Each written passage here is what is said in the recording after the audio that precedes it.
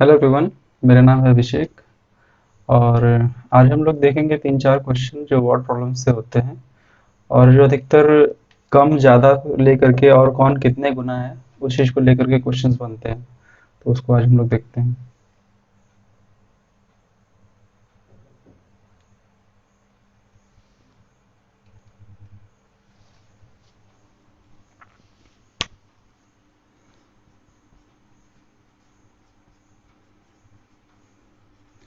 Word problems जैसे एक question आता है कि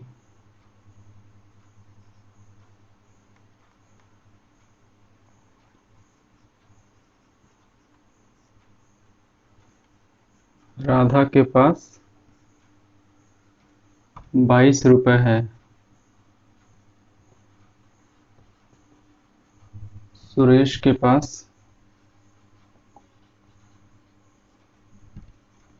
52 रुपए है।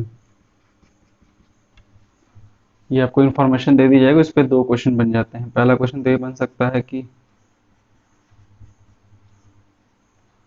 राधा के पास सुरेश से कितना अधिक धन है। दूसरा क्वेश्चन बन जाता है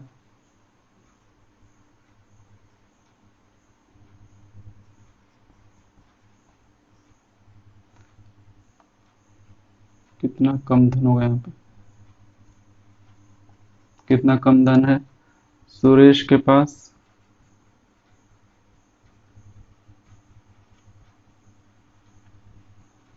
राधा से कितना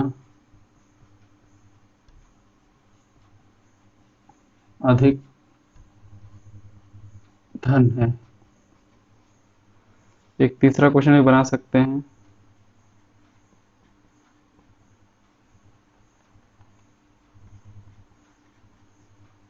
राधा और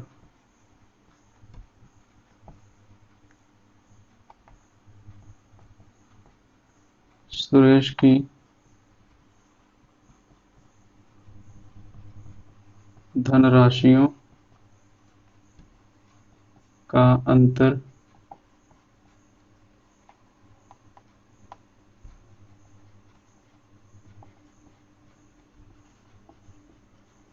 बताओ।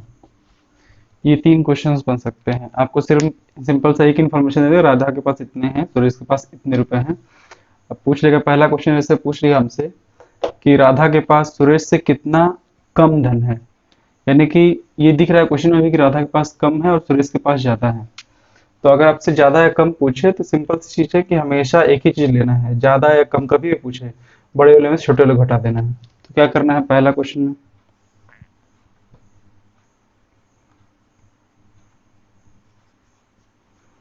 वही काम, राधा से कितना कम धन है, यानी कम कितना है, 52 में से 22 घटा 30 रुपए कम है। ठीक। दूसरे क्वेश्चन में क्या पूछा है, सुरेश के पास राधा से कितना अधिक धन है। तो सुरेश के पास अधिक है, ये भी दिख रहा है।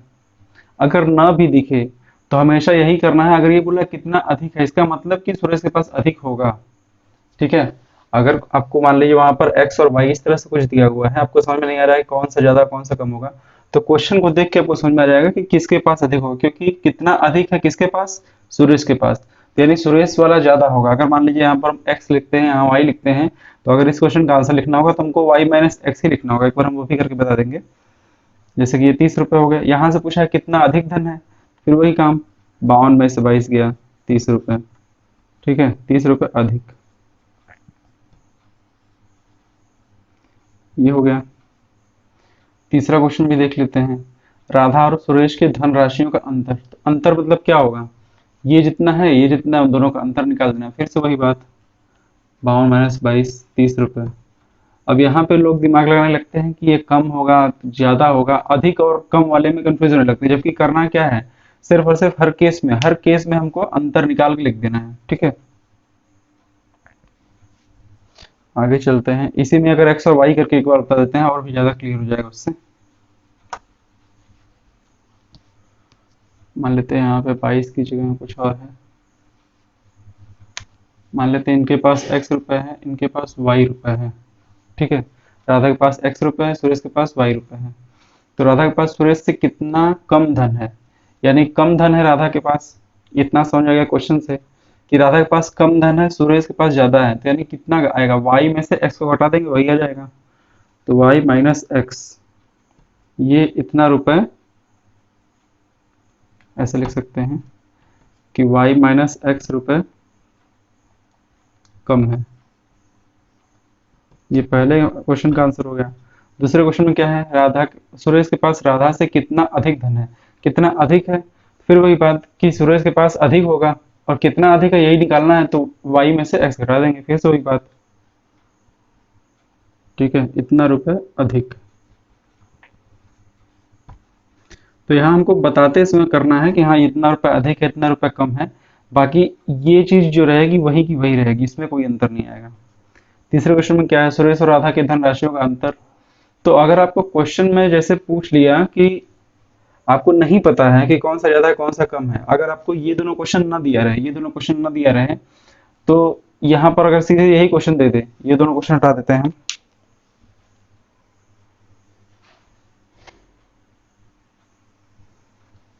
सीधे आपको दे दिया कि राधा के पास x रुपए है, सुरेश के पास y रुपए है। राधा और सुरेश के धन राशियों का अंतर बताओ। तो यहाँ पर हम लोग क्या करते हैं, दो तीन तरीके से उसको लिख सकते हैं। एक तो होता है मॉड y माइनस एक्स, या फिर और भी तरीका है, आप बस सिंपल सा यहाँ पर ऐसे भी लिख सकते हैं, ऐसे भी लिखा जाता है। या फिर इतना दिमाग नहीं लगाना, तो बस आपको अभी अभी जो स्मॉल लेवल पे कर रहे हैं उस पे सिंपल सा आपको सिर्फ ये सोचना है कि इन दोनों का अंतर लिखना है। तो हमको नहीं पता है कौन सा है, तो y माइनस एक्स भी लिख सकते हैं, x माइनस वाई भी लिख सकते हैं, दोनों ही इसका आंसर हो सकता है। जब हमको नहीं पता है कौन सा किसका है, कौन सा बड़ा है, तो बस सिंपल से लिख देंगे, चाहे x माइनस वाई लिख दें चाहे y माइनस एक्स लिख दें, हमेशा हमारा सही माना जाएगा। ठीक है, तो इस तरह का क्वेश्चंस में कम और ज्यादा वाला बहुत ज्यादा कंफ्यूजन होता है कि प्लस करेंगे कि माइनस करेंगे, वो चीज क्लियर हो गया होगा आप लोग का। अब देख लेते हैं एक और क्वेश्चन।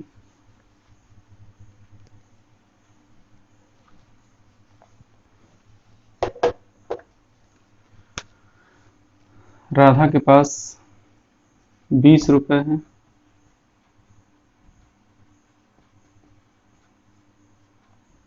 सुरेश के पास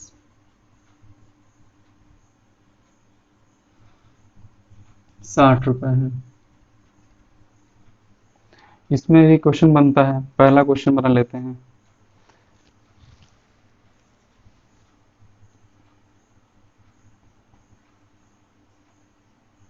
सुरेश के पास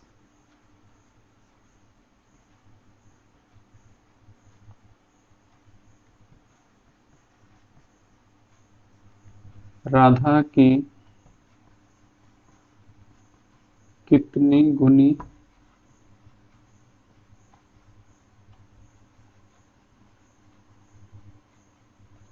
धनराशि है। ये क्वेश्चन हो सकता है। दूसरा क्वेश्चन ये हो सकता है,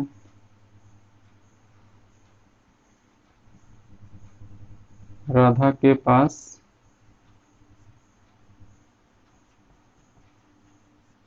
सुरेश की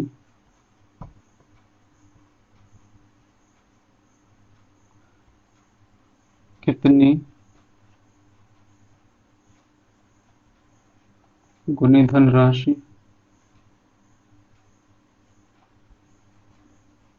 है। ये तो क्वेश्चन बन सकता है।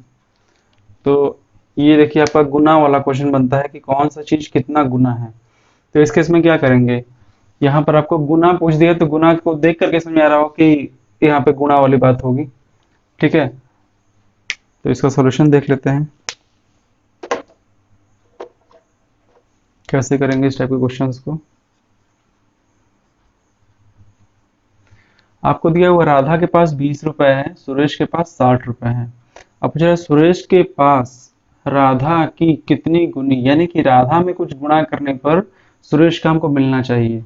तो आप खुद सोचिए कि यहाँ 20 रुपए है और सुरेश का यहाँ 60 रुपए है, तो 20 में ऐसा क्या गुणा कर दें कि 60 आ जाए। ठीक है। इसी बात को अगर हमको जानना हो कि वो क्या संख्या है जिसको कि हम लोग 20 में गुणा कर दें तो हम लोग को 60 मिल जाए, तो ऐसे केस में क्या करते हैं? सिंपल सी बात है कि मान लेते हैं वो संख्या x है, माना सुरेश के पास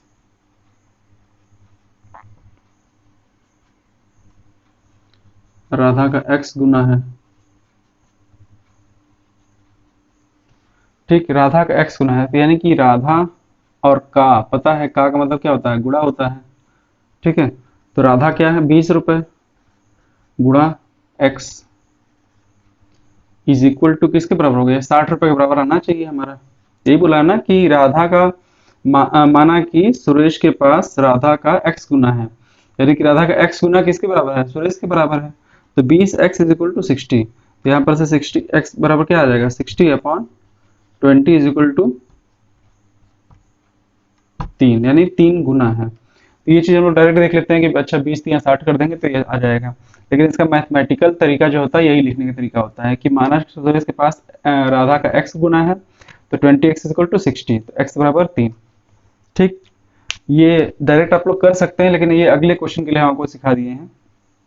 अगला क्वेश्चन क्या बोला है ये समझ में आ गया होगा आप लोग को अब। ठीक है, चलते हैं नेक्स्ट क्वेश्चन की तरफ।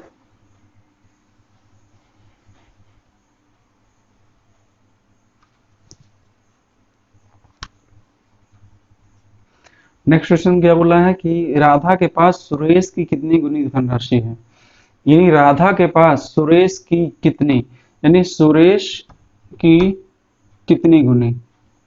ठीक, हमको नहीं पता, यानी कि यहाँ पे हमको सुरेश में ऐसा कुछ गुणा करना होगा, यानी सुरेश का कितना गुना राधा के पास है। तो सुरेश का हमको पता नहीं है, सुरेश का हमको पता है लेकिन कितने गुना है नहीं पता है। तो मान लेते हैं राधा के पास सुरेश का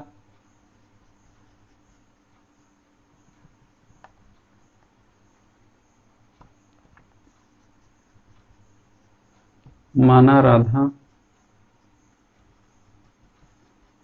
के पास सुरेश का y गुना है, तो राधा के पास है कितना रुपए? 20 रुपए। ये किसके बराबर है? सुरेश का y गुना। तो सुरेश का कितना है? y 60 है, और y गुना का मतलब था गुणा, तो गुणा हो गया, यहाँ पे y हो गया। अब यहाँ से लिखना हो क्या करेंगे? 60 into Y is equal to 20 हो गया।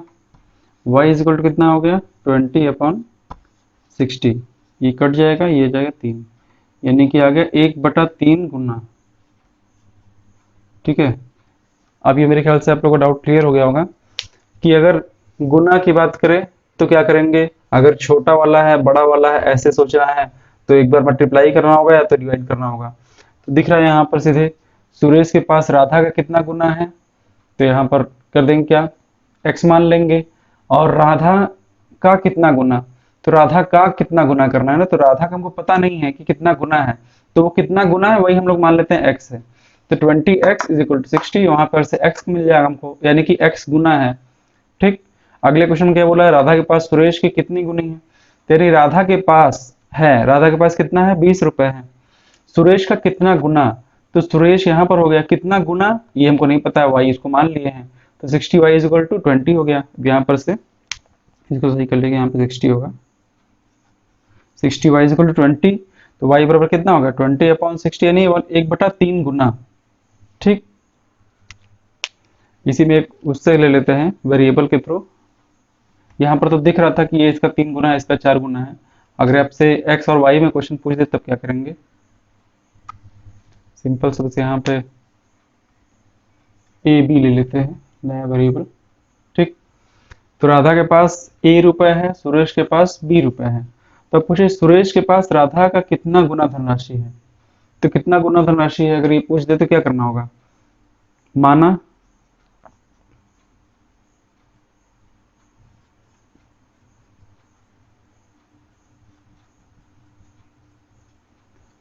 सुरेश के पास राधा का पी गुना, हमको एक वेरिएबल कोई भी लेना है, आप यहाँ पर ए बी सी डी कुछ भी ले लीजिए, बस ये ए और बी यहाँ पर यूज हो चुका है, तो आप ए और बी नहीं ले सकते, उसके अलावा कुछ भी ले सकते हैं, एनीथिंग। ठीक है, तो पी गुना है, मान लेते हैं, तो पी गुना है राधा का, यानी कि राधा में अगर हम लोग पी गुना मल्टीप्लाई कर दिया जाए तो हमको कितना मिल जाना चाहिए, बी मिल जाना चाहिए। तो यहाँ पर क्या होगा, पी बराबर बी अपॉन ए आ गया, यानी बी अपॉन ए गुना।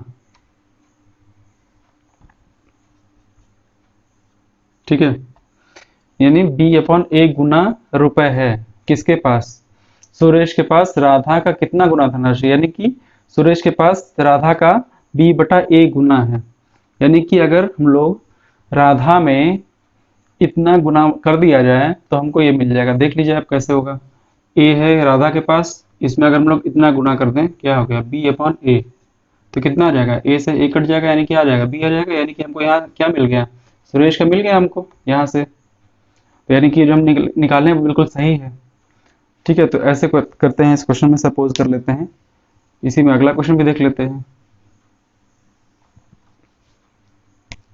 राधा के पास सुरेश की कितनी गुनी धनराशि है, यानी राधा के पास कितना है, ए रुपए है, सुरेश की, यानी सुरेश की, सुरेश का हमको नहीं पता है कितना है, तो सुरेश यहाँ पे लिख लेंगे, सुरेश का हमको पता है कि बी रुपए है, लेकिन कितना गुना है नहीं पता है, हम लोग मान लेते हैं क्यू गुना होगा, क्यू गुना होगा, तो b into Q is equal to, यहाँ पर क्या आना चाहिए, राधा, क्योंकि सुरेश की कितनी गुनी है, तो सुरेश का ये था, उसमें कुछ गुणा कर दिए हैं, तो हमको मिलना क्या चाहिए, राधा के पास जितना था उतना, तो राधा के पास कितना था, a था, तो क्यू यहाँ से क्या आ जाएगा, a अपॉन बी, यानी a अपॉन बी गुना हो गया है। अब इसको चेक करना कि ये सही है कि नहीं, आपको पता है कि q गुना है, यानी कि a का गुणा अगर हम लोग इस इतने गुणा कर दें तो हमको क्या मिलना चाहिए, नहीं यहाँ पर गलती होगी, कि यहाँ पर हमको क्या देगा, राधा के पास सुरेश की कितना गुना है, तो यानी सुरेश का हमको अगर पता है तो वहां से हम लोग अगर इतना गुणा कर दें उसमें तो हमको राधा का मिल जाएगा, यही क्वेश्चन बोला है ना, यहाँ पी है और इसमें हमको क्या गुणा करना होगा, इतना गुणा कर देंगे तो हमको क्या मिल जाना चाहिए, मिल जाना चाहिए यही राधा का, तो यहाँ पर करते हैं हम लोग इसका गुणा इसमें, तो ए अपॉन बी, तो क्या हो गया, बी से बी कट गया, यहाँ पर क्या आ गया, ए आ गया, यानी कि यही राधा का था। यानी कि जो हम लोग निकाले हैं कि कौन सा कितना गुना, यानी कि सुरेश के पास जो राशि है, राधा के पास सुरेश की कितनी गुनी धनराशि है, अगर इस बात को पूछा है तो क्या करेंगे, यहीं पे बी क्यू को मान लेंगे कितना गुना है, ठीक, राधा के पास मान लेते हैं कि सुरेश का क्यू गुना है। ठीक, यही है क्वेश्चन। उम्मीद है आप लोगों को समझ में आ गया होगा। अब हम लोग चलेंगे नेक्स्ट वीडियो में एलसीएम एचसीएफ, ठीक है, उस चैप्टर पे चलेंगे।